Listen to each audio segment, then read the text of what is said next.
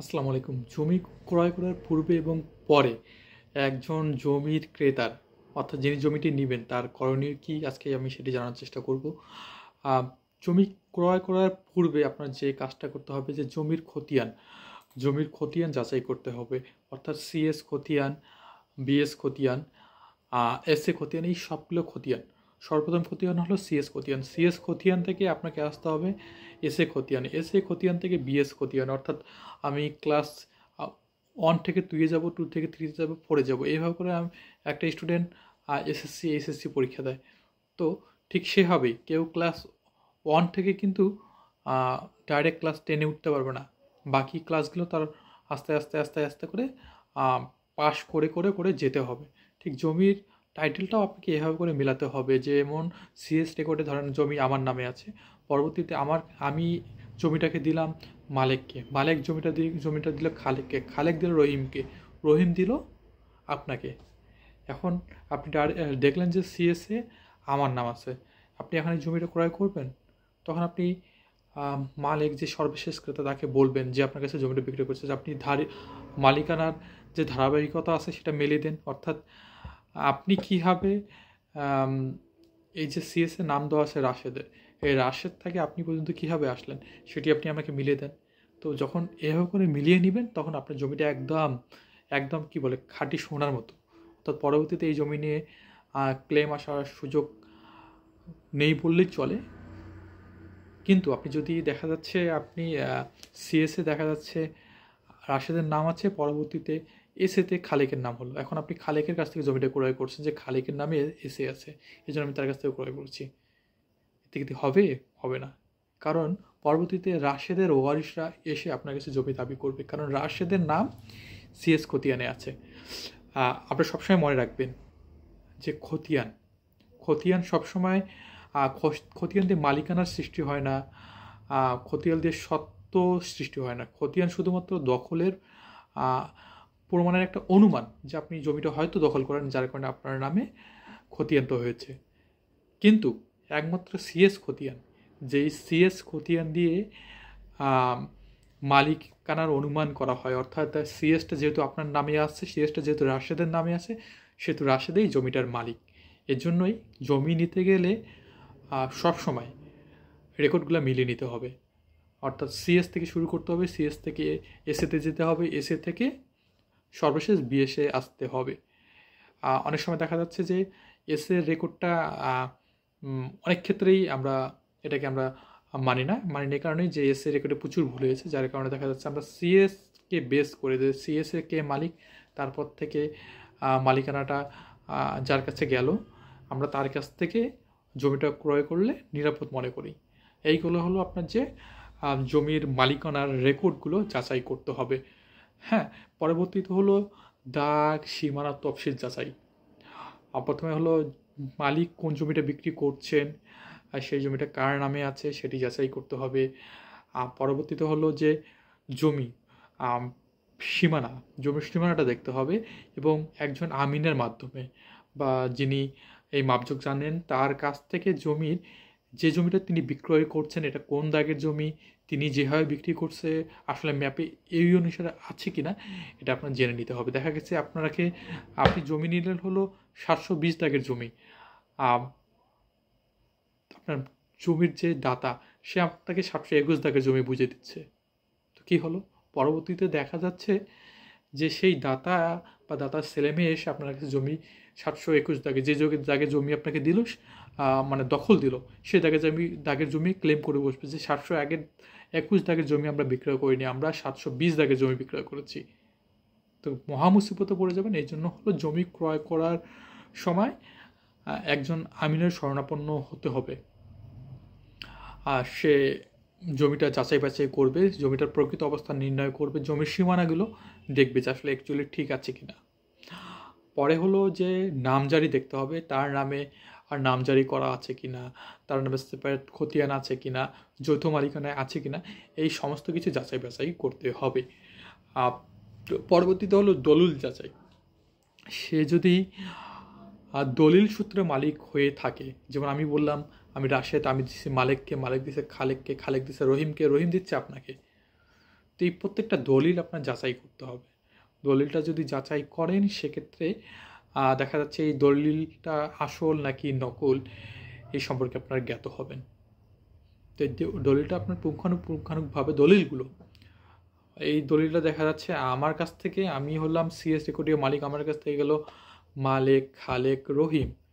অর্থাৎ আমি একটা দলিল করলাম, মালিকের একটা দলিল হলো, খালেকের একটা দলিল হলো, রহিমের আর একটা দলিল হবে। রহিমের দলিল হয়নি, 3টা দলিল। এই 3টা দলিলের সঠিকতা সাব রেজিস্ট্রি অফিস থেকে নির্ণয় আপনাকে করতে হবে। পরবর্তীতে হচ্ছে হোল্ডিং ট্যাক্স দাখিলা যাচাই। এই জমিটা হোল্ডিং করা আছে কিনা, বা এই জমিটাতে ইতিপূর্বে তারা খাজনা দিয়েছে কিনা, হ্যাঁ, এই সমস্ত কিছু যাচাই বাছাই করতে হবে। এবং তারা যদি খাজনা দিয়ে থাকে তাহলে অবশ্যই আপনি খাজনার দাখিলাগুলো, হ্যাঁ, আপনি যখন জমি তার কাছ থেকে রেজিস্ট্রি করে নেবেন তখন অবশ্যই তার কাছ থেকে এই মূল কাগজগুলো তার কাছে নিয়ে নেবেন। অর্থাৎ খাজনা যত বছর খাজনা দিয়েছে সেই খাজনার দাখিলাগুলো আপনি নিজে সংগ্রহে রাখবেন। পরবর্তীতে যখন জমি নিয়ে কোনো বিরোধ হবে তখন আপনি এই দাখিলাগুলোতে প্রমাণ করবেন যে যার কাছে আপনি জমিটা নিয়েছেন সেই জমিটা দখল ভোগ করত, এই জন্যই তার কাছে দাখিলা আছে। আচ্ছা, গেল জমিতে কোনো মামলা মোকদ্দমা আছে কিনা। অবশ্যই এটি খোঁজ খবর নিতে হবে। জমিটি নিয়ে কোনো সিভিল মামলা আছে কিনা, কোনো ক্রিমিনাল মামলা আছে কিনা, পাড়া প্রতিবেশীর কারোর সঙ্গে মামলা আছে কিনা, এই সমস্ত হিস্ট্রি জানতে হবে। দেখা যাচ্ছে আপনি জমিটি ক্রয় করলেন, পরবর্তীতে আছে অপোজিট পক্ষ জমিটা দখল দিচ্ছে, বলছে এই জমিটা মামলা আছে, আপনি কীভাবে জমিটা ক্রয় করেছেন। তো সুতরাং জমিতে মামলা থাকলে সেই জমিটা ক্রয় করার আগে চিন্তাভাবনা করতে হবে, এবং মামলা থাকাকালীন জমি ক্রয় না করাই উত্তম। আপনার গায়ে যদি শক্তি না থাকে আপনি কখনোই মামলা না করা জমিতে কখনো সে জমি ক্রয় করবেন না। যদি জমি যৌথ মালিকের হয়, যৌথ মালিক অর্থাৎ জমিটা যদি এজমালিতে খায়, সেক্ষেত্রে জমিটা আপনি নেওয়ার আগে অবশ্যই তাদের বাটোয়ারা দলিল আছে কিনা সেটি দেখে নেবেন। বাটোয়ারা দলিল ছাড়া জমি ক্রয় করলে পরবর্তীতে তার যেসব বাকি যে যৌথ মালিকরা আছে তারা আপনার সঙ্গে বিভিন্ন রকম সমস্যা সৃষ্টি করতে পারে, যার কারণে হলো যৌথ মালিকের মানে এজমালি কোনো সম্পত্তি ক্রয় করতে গেলে অবশ্যই আপনি বাটোয়ারা দলিল দেখে নেবেন।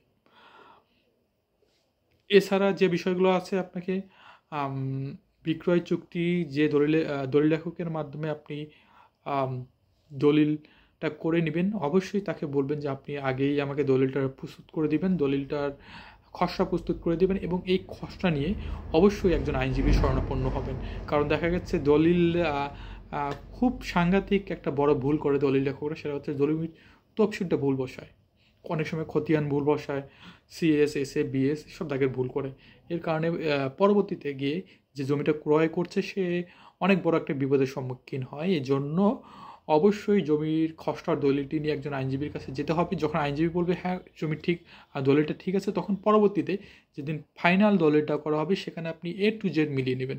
অনেক সময় করে কি, এখানে জমির যে দাতা সে দলিল লেখকের সঙ্গে যোগ সাজেশি করে প্রতারণা করে, জমির তফসিলটা পরবর্তীতে চেঞ্জ করে দেয়, খসড়া দলিল একটা করে দেয়, আবার পরবর্তীতে দেখা যাচ্ছে যে মেইন দলিলটা হয় সেখানে আরেকটা তফসিল দিয়ে আপনাকে ঠকাতে পারে। যার কারণে হলো A to Z মিলিয়ে নিতে হবে। যখন দলিলটা করবেন খসড়া দলিলের সঙ্গে আপনার মূল দলিলটার A to Z মিলিয়ে নিয়ে তারপরে আপনি সেখানে স্বাক্ষর করবেন, তার আগে নয়।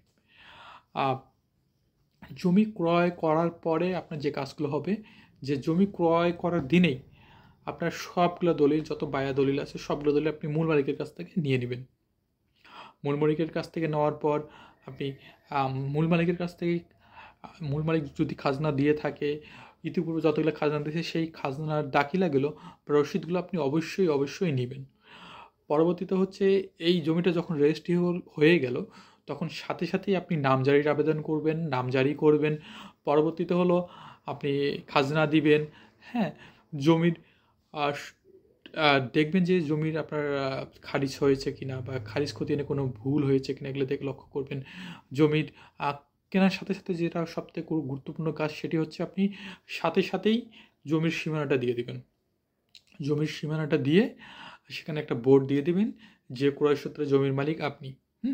এটা করলে খুব বেশি ভালো হয়। জমির সীমানাটা অবশ্যই জমি কেনার সাথে সাথে জমির সীমানাটা আপনি ঠিক করে নেবেন। আশেপাশে যে চৌহদ্দির জমির মালিক আছে তাদের সামনাসামনি রেখে এই জমির সীমানাটা ঠিক করে নেবেন। এতে পরবর্তীতে তারা কোনো ধরনের ক্লেম করার সুযোগটা পায় না। আর তাদের অনুপস্থিতিতে যদি জমির সীমানাটা ঠিক করেন, সেক্ষেত্রে পরবর্তীতে তারা সে ক্লেম করে এবং আপনার সীমানাটা হয়তো নাও মানতে পারে। তারপরে হলো জমির দখল। তো অবশ্যই যেটা বললাম যে জমির চারদিকে ঘেরাঘিরি করে জমির দখলটা গ্রহণ করবেন। চেইন অফ টাইটেল, হ্যাঁ, যে জমির যে একটু আগে বললাম যে রাশেদ দিল মালেক, তারপরে গেল খালেক, তারপরে গেল রহিম দিল আপনাকে। এই চেইনটা অর্থাৎ ক্লাস 1 থেকে 2, 2 থেকে 3, 3 থেকে 4, এই সবগুলো রেজাল্ট শিট একসাথে রাখবেন, একটার পর একটা। 1 এর পরে রাখবেন 2, 2 এর পরে রাখবেন 3, 4, এভাবে করে। এমন করে আপনার দলিলের যে মালিকানার চেইন অফ টাইটেলটা সেটি মিলিয়ে রাখবেন। পরবর্তীতে হলো জমির যদি কোনো স্থাপনা আপনি নির্মাণ করতে চান, অবশ্যই সেটা নির্মাণটার যদি পৌরসভার ভিতরে হয় সেটা প্ল্যান পাস করে নেবেন। এটাও আপনার পরবর্তীতে কোনো যদি সমস্যা এড়াতে হয়, কোনো মামলা মোকদ্দমা যদি সৃষ্টি হয়, সেটি হলো আপনাদের কাজে দেবে। এছাড়াও আরও কিছু বিষয় আছে যে জমি কেনার সময় এই কাজগুলো আপনি অবশ্যই একজন আইনজীবীর মারফত করবেন। হয়তো আইনজীবী কিছু টাকা নেবে, কিন্তু দেখা যাচ্ছে 20-30 লাখ টাকা জমি কিনছেন বা কোটি টাকার জমি কিনছেন, 1-2 হাজার টাকা দিয়ে আইনজীবীকে পুষতে পারবেন না, এটা হতে পারে না। এতে করলে হচ্ছে যে আপনি জমিটা যখন ক্রয় করবেন, এই জমিটা ক্রয় করা ঠিক হবে কি না এটি সম্পর্কে আপনাকে অপিনিয়ন দেবে। পরবর্তীতে যখন আপনি দলিলটা করবেন, খসড়া দলিলটা সে যাচাই করবে খসড়া দলিলটা ঠিক আছে কি না।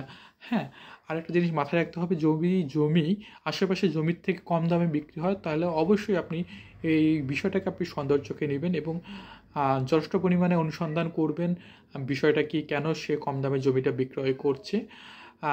সব কিছু যদি ঠিকঠাক হয়, সেক্ষেত্রে আপনি তারপর অগ্রিম টাকা প্রদান করবেন না। অগ্রিম টাকা প্রদান না করে আপনি একটা বায়নামা দলিল সম্পাদন করবেন এবং বায়নামা দলিলটা অবশ্যই রেজিস্ট্রি করে নেবেন। রেজিস্ট্রি দলিল ছাড়া বায়নামা দলিল যদি করেন, সেটার কোনো মূল্য নেই। এবং বায়নামা দলিলে যে মেয়াদ থাকবে, সেই মেয়াদের আগেই আপনি জমিটা রেজিস্ট্রি করে নেবেন এবং মেয়াদ থাকার পূর্বেই আপনি কোনো ধরনের যদি সমস্যা এড়াস হয়, সাথে সাথে আপনি মামলা করে দিবেন। মামলার সমস্যার সমাধান আপোষে সেটা পরে, কিন্তু যদি আপনার মামলার সময় শেষ হয়ে যায়, সেক্ষেত্রে আপনার আর কিছুই করার থাকবে না। এজন্যই যে আপনার ডিউ টাইমের মধ্যে আপনাকে মামলা করতে হবে। মামলা করে কোর্টে নিয়ে যেয়ে মামলা পরবর্তীতে সমস্যার সমাধান হলে হবে, মামলা আপনারা উইথড্র করে নেবেন। জমি রেজিস্ট্রি করে দিলাম, মামলা উইথড্র করে নিলেন। এই হলো আপনাদের জমি ক্রয় করার পূর্বে এবং পরে একজন ক্রেতা তার কী করণীয়, এটি সম্পর্কে আমি আজকে সম্পূর্ণ তথ্য আপনাদেরকে দিলাম। তো আশা করছি আপনারা সবাই ভালো থাকবেন। ধন্যবাদ আপনাদের সবাইকে। আসসালামু আলাইকুম।